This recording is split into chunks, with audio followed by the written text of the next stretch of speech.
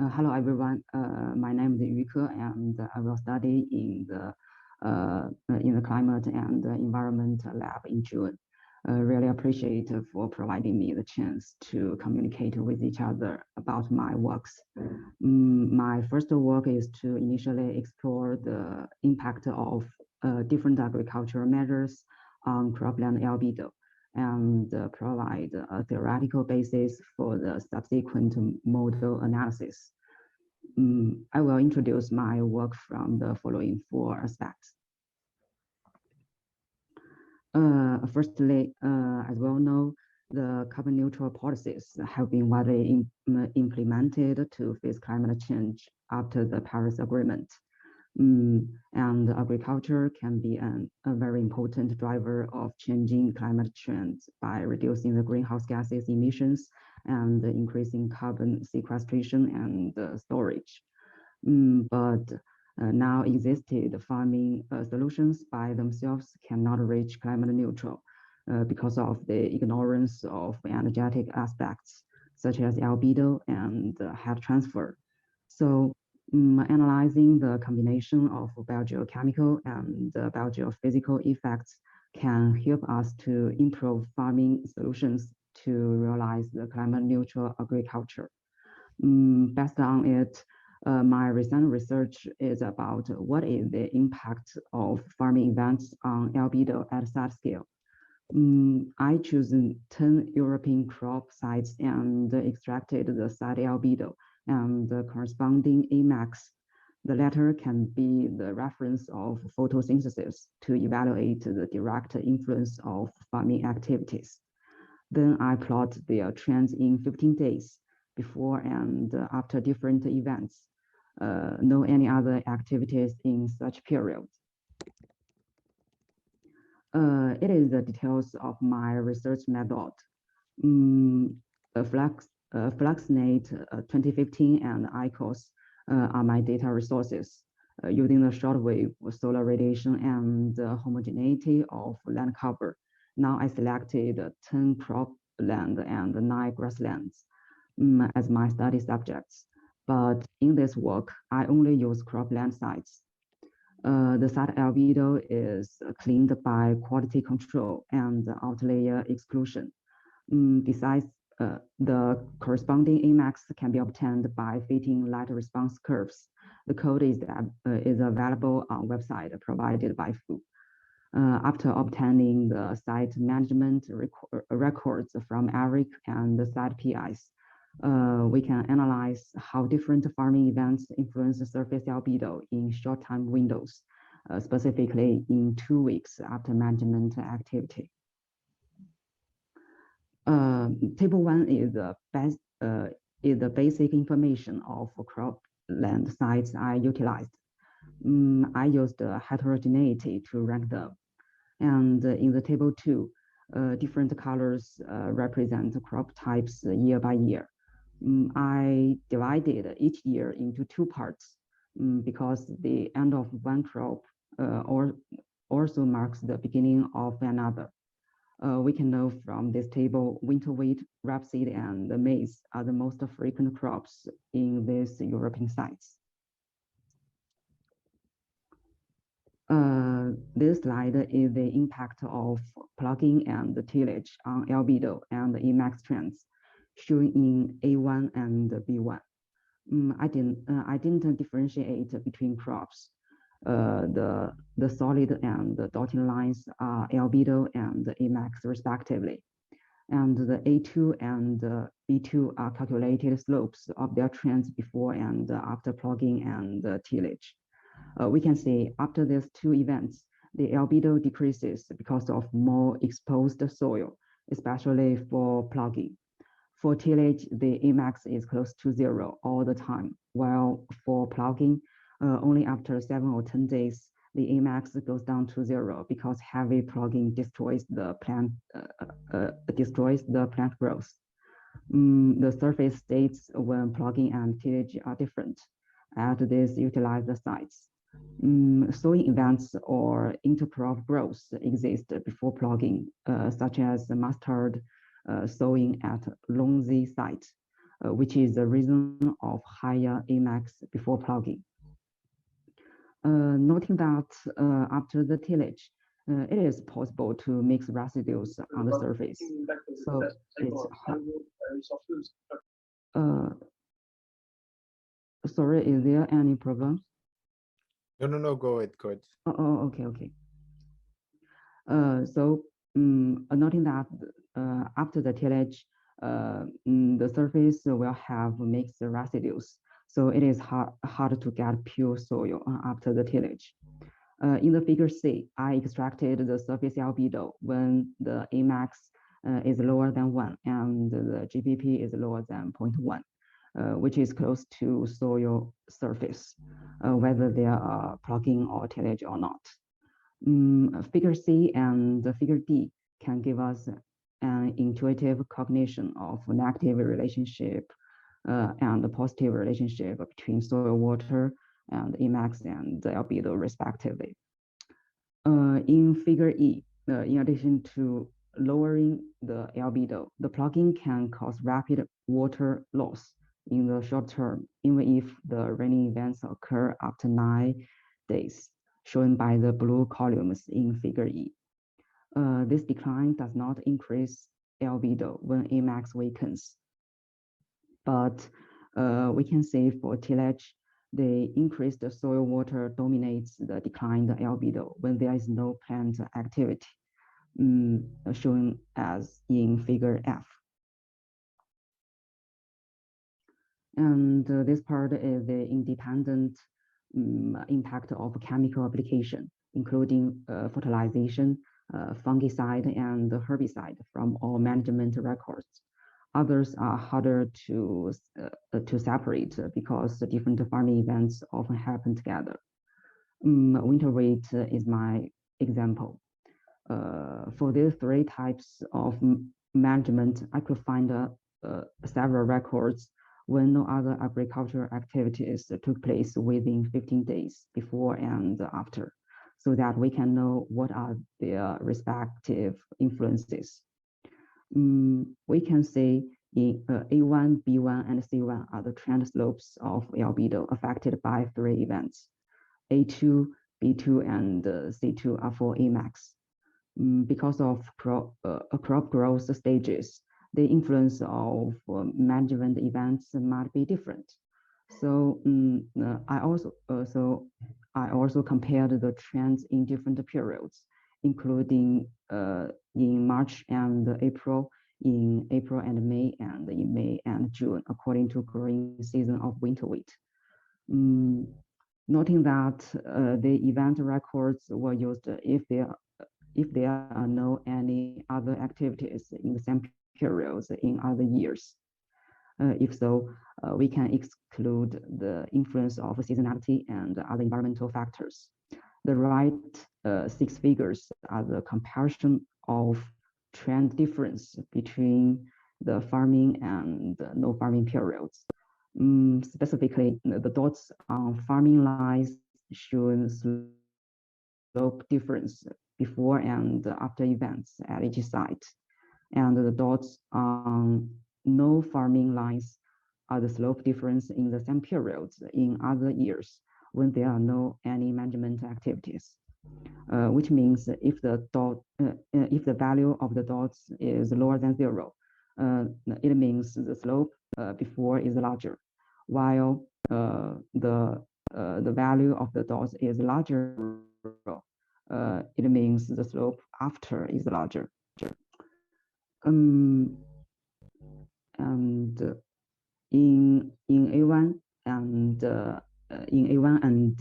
A2, we can know the nitrogen fertilizer improves the photosynthesis and albedo, especially in the May and June at the end of the crop growth. But before, from March to May, the improvement of nitrogen because of the strong crop growth. They increase the arrow in A3 and A4 also probe the impact of fertilization. Besides, the negative impact of fungicide on winter wheat is obvious. Almost all trends have reversed. It is because the certain components of fungicides are phototoxic to crop. They can inhibit the photosynthesis by preventing the production of important proteins. But it depends on the types of used products, their amount, and the chemical components. We also found the positive effect of fungicide on other crops, such as rapeseed. So the rules of using fungicide need to be tested and judged for specific crops to support climate neutral. For the herbicide, which can protect the crops from competitors such as weeds, and we can know from figure C that at the beginning of the crop growth in March and April, herbicide weakens the growth and the crop growth and the albedo, while after May, it promotes. It seems like the herbicide mainly kill weeds in the late growth, so as to protect crops indirectly. As I mentioned, most management activities often happen together.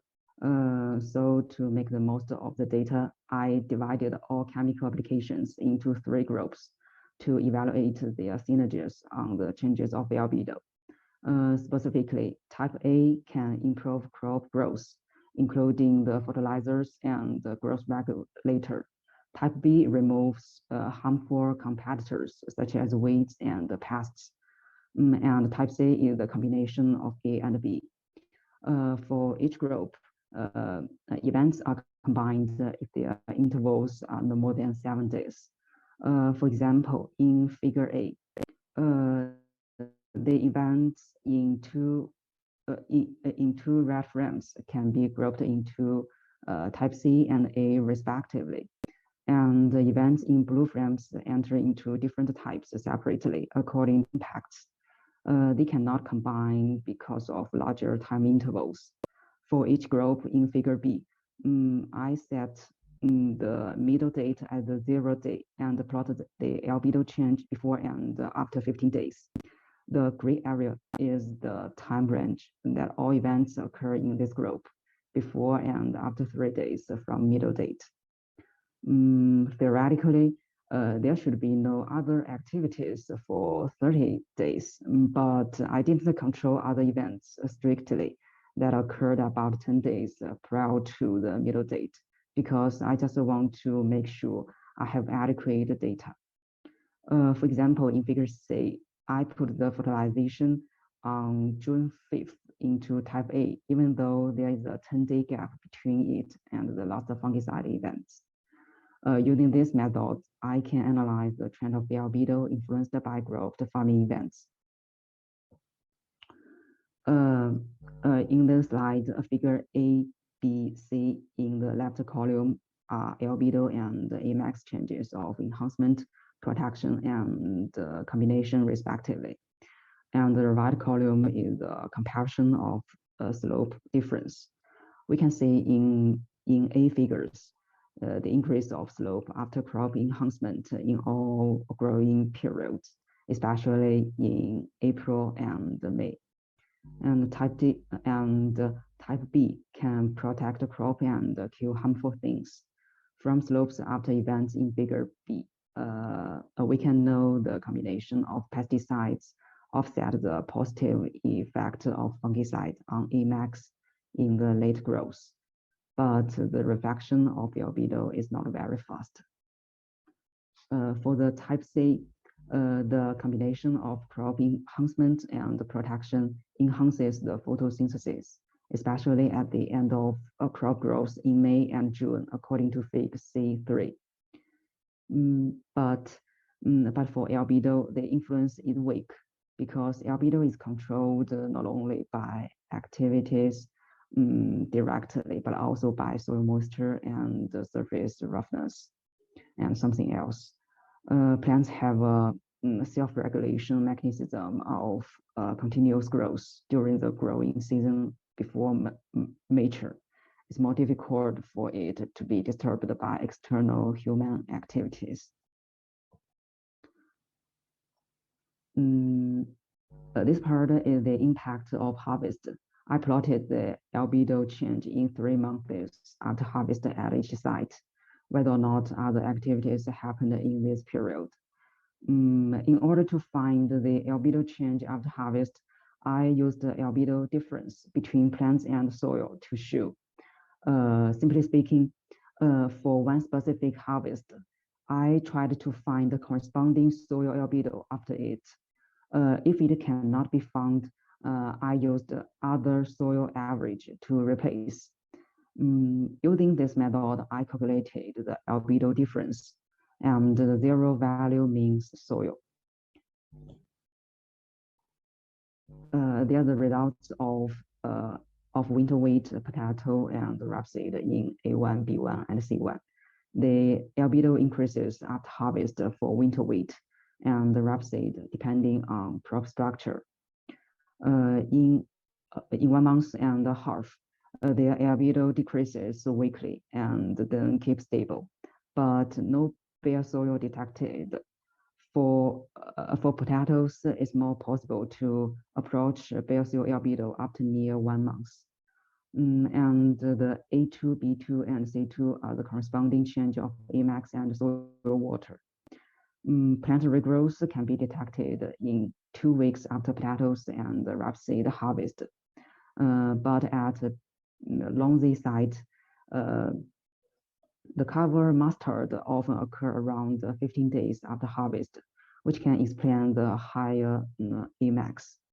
In order to compare the climate impact of different surface covers after harvest, I extracted the periods of crop growth, residues, and cover crops according to management records and field photos, and calculate their radiative forcings, just like these volumes. 2 sites I used at present when I know specifically the cover crops, including the Longzhi and the RUS sites. The residual albedo is similar to crop albedo, and the cover crop albedo slightly less than them, which can be known by these results. And these 3 surfaces promote the cooling effect with lower radiative forcings. But this part is only the beginning, and most sites data need to be computed to evaluate the accuracy of the results. So my conclusion is that the tillage and plugging can decrease the albedo, but previous researchers also showing that there is a large range of albedo fluctuation after different tillage types, and the type of tillage, such as the spring or autumn, has significant influence on surface and energy balance.